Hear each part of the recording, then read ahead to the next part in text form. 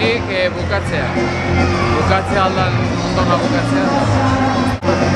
Horrek horiek desberdinek izan ziren, da hau ikusko dugu, Lekizikoa oso gustora bukatu nuen, bigarrena ez hainbeste, eta musik beharra, ez dakit, hori nik lehenbiziko urten oso gustora bukatu nuen, eta gustora lehenbiziko urten bezala bukatzen baldin baet, pozik. Ikusiko dugu,